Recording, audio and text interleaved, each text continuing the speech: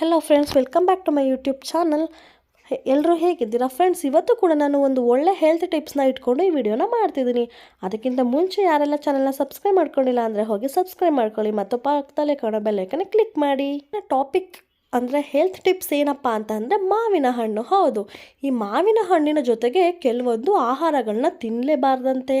ಹೌದು, ಈ ಥರ ಆಹಾರಗಳನ್ನ ತಿಂದರೆ ಏನಾಗುತ್ತೆ ಮತ್ತು ಯಾಕೆ ತಿನ್ನಬಾರ್ದು, ಅದು ಯಾವ್ಯಾವು ಅಂತ ಈ ವಿಡಿಯೋನಲ್ಲಿ ಪೂರ್ತಿಯಾಗಿ ತಿಳಿಸ್ಕೊಡ್ತೀನಿ. ಅದಕ್ಕಿಂತ ಮುಂಚೆ ಸಬ್ಸ್ಕ್ರೈಬ್ ಮಾಡಿಕೊಂಡು ಬನ್ನಿ ಆ್ಯಂಡ್ ಈ ವಿಡಿಯೋನ ಕೊನೆ ತನಕ ಸ್ಕಿಪ್ ಮಾಡಿದೆ ಅಂತಲೇ ನೋಡಿ. ಫ್ರೆಂಡ್ಸ್, ನಿಮ್ಮೆಲ್ರಿಗೂ ಗೊತ್ತಿರೋ ಹಾಗೆ ಸಾಮಾನ್ಯವಾಗಿ ಎಲ್ಲ ಆಹಾರಕ್ಕೂ ಒಂದು ವಿರುದ್ಧ ಆಹಾರ ಅಂತ ಇದ್ದೇ ಇರುತ್ತೆ. ಹಾಗೆ ಈ ಮಾವಿನ ಹಣ್ಣಿಗೂ ಕೂಡ ವಿರುದ್ಧ ಆಹಾರವಿದೆ ಅಂತೆ. ಮತ್ತು ಈ ಮಾವಿನ ಹಣ್ಣಿನ ಜೊತೆಗೆ ಅಂತಹ ಆಹಾರವನ್ನು ನಾವು ಸೇವಿಸಿದಾಗ ಕೆಲವರಿಗೆ ಹೊಟ್ಟೆ ನೋವು ಅಂದರೆ ಹೊಟ್ಟೆಯಲ್ಲಿ ತೊಂದರೆ ಆಗೋದು, ಮತ್ತು ಕೆಲವೊಂದು ಟೈಮ್ ವಾಂತಿ ಆಗಿರಬಹುದು, ಅಲರ್ಜಿ ಮತ್ತು ಚರ್ಮದ ತೊಂದರೆ ಅಥವಾ ಹೊಟ್ಟೆ ನೋವು ಇತ್ಯಾದಿಗಳು ಕೂಡ ಕಾಣಿಸ್ಕೊಳ್ಳುತ್ತೆ. ಅಂತಹ ಕೆಲವೊಂದು ಆಹಾರಗಳ ಸಂಯೋಜನೆ ಅಂದರೆ ಕಾಂಬಿನೇಷನ್ ಏನಿದೆ, ಇದು ನಮ್ಮ ಶರೀರಕ್ಕೆ ತುಂಬಾ ವಿಷಕಾರಿಯಾಗುತ್ತೆ. ಮತ್ತು ಅದಕ್ಕೋಸ್ಕರ ನಾವು ಏನು ಮಾಡಬೇಕಂದ್ರೆ ಮಾವಿನ ಹಣ್ಣಿನ ಜೊತೆಗೆ ಅವುಗಳನ್ನು ಸೇವಿಸದೇ ಇರುವುದು ತುಂಬಾ ಆರೋಗ್ಯಕ್ಕೆ ಒಳ್ಳೆಯದು. ಮತ್ತು ಈ ಮಾವಿನ ಹಣ್ಣಿಗೆ ವಿರುದ್ಧವಾದ ಅಂತಹ ಆಹಾರಗಳು ಯಾವ್ಯಾವು ಅಂತ ನಾವು ಇವಾಗ ತಿಳ್ಕೊಳ್ಳೋಣ ಬನ್ನಿ. ಫ್ರೆಂಡ್ಸ್, ಮೊದಲನೇದಾಗಿ ಮೊಸರು. ಹೌದು, ಅನೇಕ ಜನರು ಮಾವಿನ ಹಣ್ಣಿನಲ್ಲಿ ಮಾಡಿರೋವಂಥ ಶ್ರೀಖಂಡನ ಕುಡಿತಾ ಬರ್ತಾರೆ ಮತ್ತು ಇಷ್ಟಪಡ್ತಾರೆ. ಇನ್ನು ಕೆಲವರಿಗೆ ಮಾವಿನ ಹಣ್ಣಿನ ಲಸ್ಸಿ ಅಥವಾ ಮಾವಿನ ಹಣ್ಣಿನ ಜ್ಯೂಸು ಇದೆಲ್ಲ ಇಷ್ಟ ಆಗುತ್ತೆ, ಸೊ ಇದನ್ನು ಕುಡಿತಾರೆ. ಮತ್ತು ಈ ಥರ ಕಾಂಬಿನೇಷನ್ ಎಲ್ಲರ ಆರೋಗ್ಯಕ್ಕೂ ಕೂಡ ಹೊಂದಿಕೆ ಆಗೋದಿಲ್ಲ. ಸೊ ಇದರಿಂದಾಗಿ ನಮ್ಮ ದೇಹದಲ್ಲಿ ಟೆಂಪ್ರೇಚರ್ ಅಂದರೆ ಶಾಖ ಮತ್ತು ಕೋಲ್ಡ್ ಶೀತ ಕೂಡ ಹೆಚ್ಚುತ್ತದೆ. ಸೊ ಈ ಕೆಲವರಿಗೆ ಮಾವಿನ ಹಣ್ಣು ಮತ್ತು ಮೊಸರಿನ ಮಿಶ್ರಣ ಅಂದರೆ ಕಾಂಬಿನೇಷನ್ ಏನಿದೆ, ಇದು ಹೊಟ್ಟೆಯಲ್ಲಿ ಸೆಳೆತ ಆಗಿರಬಹುದು, ಹೊಟ್ಟೆಯಲ್ಲಿ ನೋವು, ಹಾಗೆ ಹೊಟ್ಟೆಯಲ್ಲಿ ಏನಾದರೂ ಒಂದು ಪ್ರಾಬ್ಲಮ್ನ ಉಂಟು ಮಾಡುತ್ತೆ. ಸೆಕೆಂಡ್ ಒನ್ ನೀರು. ಹೌದು, ಮಾವಿನ ಹಣ್ಣಿಗೂ ನೀರಿಗೂ ಏನು ಸಂಬಂಧ ಅಂತೀರ? ಇಲ್ಲಿದೆ ನೋಡಿ ಮಾಹಿತಿ. ಮಾವಿನ ಹಣ್ಣು ಏನಿದೆ ಇದನ್ನು ನಾವು ತಿಂದಿದ ತಕ್ಷಣ ನೀರನ್ನ ಕುಡಿಬಾರ್ದು. ಯಾಕಂತಂದರೆ ಇದು ದೇಹದ ಮೇಲೆ ಅಂದರೆ ಶರೀರದ ಮೇಲೆ ನಕಾರಾತ್ಮಕ ಪರಿಣಾಮನ ಬೀರುತ್ತೆ. ಸೊ ಇದರಿಂದಾಗಿ ನಮಗೆ ಹೊಟ್ಟೆ ನೋವಾಗಿರಬಹುದು ಮತ್ತು ಆಮ್ಲೀಯತೆ ಅಂದರೆ ಅಸಿಡಿಟಿ ಮತ್ತು ಹೊಟ್ಟೆ ಉಬ್ಬುವಿಕೆ ಉಂಟಾಗುತ್ತದೆ. ಹಾಗಾಗಿ ಮಾವಿನ ಹಣ್ಣನ್ನು ತಿಂದಿದ ತಕ್ಷಣ ನಾವು ನೀರು ಕುಡಿಯೋದ್ರಿಂದ ಇಷ್ಟೆಲ್ಲ ಪ್ರಾಬ್ಲಮ್ ಆಗುತ್ತೆ. ಮತ್ತು ಇನ್ಯಾವಾಗ ಕುಡಿಬೇಕಂದ್ರೆ ಮಾವಿನ ಹಣ್ಣಿನ ತಿಂದು ಒಂದು ಅರ್ಧ ಗಂಟೆ ಬಿಟ್ಟು ನಂತರ ನಾವು ನೀರು ಕುಡಿಯೋದ್ರಿಂದ ಈ ಥರ ಪ್ರಾಬ್ಲಮ್ ಆಗೋದಿಲ್ಲ. ಥರ್ಡ್ ಒನ್ ಮಾಂಸಾಹಾರ. ಹೌದು, ನಾನ್ ವೆಜ್ ಊಟ ಮಾಡುವವರು ಮಾವಿನ ಹಣ್ಣನ್ನು ಅವಾಯ್ಡ್ ಮಾಡುವುದು ತುಂಬಾ ಉತ್ತಮ.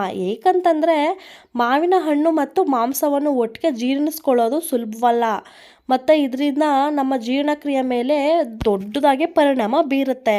ಸೊ ಆದ್ದರಿಂದ ನಾನ್ ವೆಜ್ ತಿನ್ನೋರು ಆದಷ್ಟು ಈ ಮಾವಿನ ಹಣ್ಣಿನಿಂದ ದೂರ ಇರಿ. ನೆಕ್ಸ್ಟು ಅಂದರೆ ತಂಪು ಪಾನೀಯ. ಫೋರ್ತ್ ಒನ್, ಈ ಮಾವಿನ ಹಣ್ಣನ್ನು ಸೇವಿಸಿದ ನಂತರ ಈ ಕೋಲ್ಡ್ ಡ್ರಿಂಕ್ಸನ್ನು ಕುಡಿಯಲೇಬಾರದು. ಯಾಕಂತಂದರೆ ಇದರಿಂದ ರಕ್ತದಲ್ಲಿ ಸಕ್ಕರೆಯ ಪ್ರಮಾಣ ಸಡನ್ನಾಗಿ ಅಂದರೆ ಒಮ್ಮೆಲೆ ಹೆಚ್ಚಾಗುವ ಸಾಧ್ಯತೆ ತುಂಬಾ ಹೆಚ್ಚಿರುತ್ತೆ. ಸೊ ಇದರಿಂದಾಗಿ ಶುಗರ್ ಪೇಷಂಟ್ಗಳಾಗಿರಬಹುದು ಅಂದರೆ ಮಧುಮೇಹಿ ರೋಗಿಗಳಿಗೆ ಯಾರಿದ್ದಾರೆ ಅವರು ಇವುಗಳಿಂದ ದೂರ ಇರಿ. ಹಾಗೆ ಈ ಮಧುಮೇಹಿ ರೋಗಿಗಳು ಏನಿದ್ದಾರೆ ಇವರೆಲ್ಲರೂ ಕೂಡ ಈ ಮಾವಿನ ಹಣ್ಣು ಮತ್ತು ತಂಪು ಪಾನೀಯ ಎರಡನ್ನೂ ಕೂಡ ಒಟ್ಟಿಗೆ ಸೇವಿಸಬಾರ್ದು. ಫಿಫ್ತ್ ಪಾಯಿಂಟ್, ಹಾಗಲಕಾಯಿ. ಹೌದು, ಸಾಮಾನ್ಯ ದಿನಗಳಲ್ಲಿ ಆರೋಗ್ಯಕ್ಕೆ ಬಹಳ ಒಳ್ಳೆಯದು. ಆದರೆ ಮಾವಿನ ಹಣ್ಣಿಗೆ ಹಾಗಲಕಾಯಿ ವಿರುದ್ಧವಾದಂತಹ ಆಹಾರ. ಇನ್ನು ಊಟದಲ್ಲಿ ಹಾಗಲಕಾಯಿ ಇದ್ದು ಜೊತೆಗೆ ಅದ್ರ ಜೊತೆ ನಾವು ಮಾವಿನ ಹಣ್ಣನ್ನೇನಾದರೂ ತಿಂದರೆ ಅದು ನಮ್ಮ ಆರೋಗ್ಯಕ್ಕೆ ಹಾನಿನ ಉಂಟು ಮಾಡುತ್ತೆ.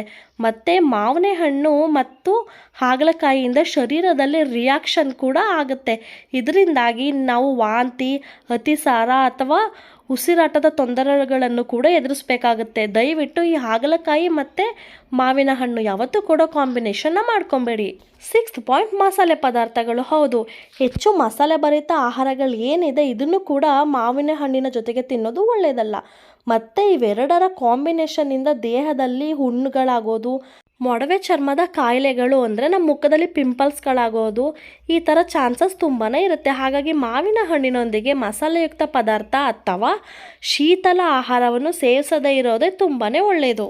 ಸೆವೆಂತ್ ಒನ್, ಹಸಿಮೆಣಸು. ಹೌದು, ಹೆಚ್ಚು ಖಾರವನ್ನು ಇಷ್ಟಪಡೋರು ಹಸಿಮೆಣಸನ್ನು ಅಡುಗೆಯಲ್ಲಿ ಬಳಸ್ತಾರೆ. ಹೌದು, ನೀಡೋ ಪರಿಮಳನೇ ಅಡುಗೆಗೆ ರುಚಿಯನ್ನು ಹೆಚ್ಚಿಸುತ್ತದೆ. ಮತ್ತು ಹಾಗಾಗಿ ನೀವು ಅಡುಗೆಯಲ್ಲಿ ಹಸಿಮೆಣಸನ್ನು ಬಳಸಿದ್ದೀರಾ ಅಂದರೆ ಅದ್ರ ಜೊತೆಗೆ ಮಾವಿನ ಹಣ್ಣನ್ನು ಸೇವಿಸಬಾರ್ದು. ಅದೇ ರೀತಿ ಮಾವಿನ ಹಣ್ಣನ್ನು ಸೇವಿಸಿದ ನಂತರವೂ ಕೂಡ ಹಸಿ ಮೆಣಸಿನಿಂದ ದೂರವಿರಬೇಕು. ಇದು ನಿಮ್ಮ ಆರೋಗ್ಯಕ್ಕೆ ಒಳಿತು. ನೋಡಿದ್ರಲ್ವಾ ಫ್ರೆಂಡ್ಸ್, ಈ 2 ಆಹಾರಗಳಿಂದ ಈಗಾಗಲೇ ಹೊಟ್ಟೆಯ ಸಮಸ್ಯೆಯನ್ನು ಹೊಂದಿರುವವರು ಈ 2 ಆಹಾರವನ್ನು ಸೇವಿಸಿದರೆ ಹೊಟ್ಟೆ ಸಂಬಂಧಿ ಸಮಸ್ಯೆಗಳು ಕೂಡ ಉಲ್ಪಣವಾಗುತ್ತದೆ. ಮತ್ತು ಈ ಮಾವಿನ ಹಣ್ಣು ಮತ್ತು ಹಸಿಮೆಣಸನ್ನು ಒಂದಾದ ನಂತರ ಒಂದು ತಿನ್ನಬೇಕೆಂದರೆ ಕನಿಷ್ಠ 3 ರಿಂದ 4 ಗಂಟೆಗಳ ಕಾಲ ಅಂತರ ಇರಬೇಕು. ನೋಡಿ, ಮಾವಿನ ಹಣ್ಣಿನ ಜೊತೆಗೆ ಆಹಾರಗಳನ್ನ ಸೇವಿಸಿದ್ರೆ ಏನೆಲ್ಲ ಪ್ರಾಬ್ಲಮ್ಸ್ ಆಗುತ್ತೆ ಅಂತ ನಾನು ನಿಮಗೆ ತಿಳಿಸ್ಕೊಡ್ತಿದ್ದೀನಿ. ಸೊ ಈ ವಿಡಿಯೋ ಇಷ್ಟ ಆದರೆ, ಈ ಇನ್ಫಾರ್ಮೇಷನ್ ನಿಮಗೆ ಕರೆಕ್ಟ್ ಅಂತ ಅನಿಸಿದ್ರೆ ಒಂದು ಲೈಕ್ ಕೊಟ್ಟು ಸಬ್ಸ್ಕ್ರೈಬ್ ಮಾಡ್ಕೊಳ್ಳಿ. ಮತ್ತು ಏನಾದರೂ ಹೇಳಬೇಕಂದ್ರೆ ನನ್ನ ವಿಡಿಯೋ ಕೆಳಗಡೆ ಕಾಮೆಂಟ್ ಸೆಕ್ಷನ್ ಇದೆ, ಹೋಗಿ ದಯವಿಟ್ಟು ಕಾಮೆಂಟ್ ಮಾಡಿ. ಎಲ್ರಿಗೂ ಕೂಡ ಧನ್ಯವಾದಗಳು. Thank you.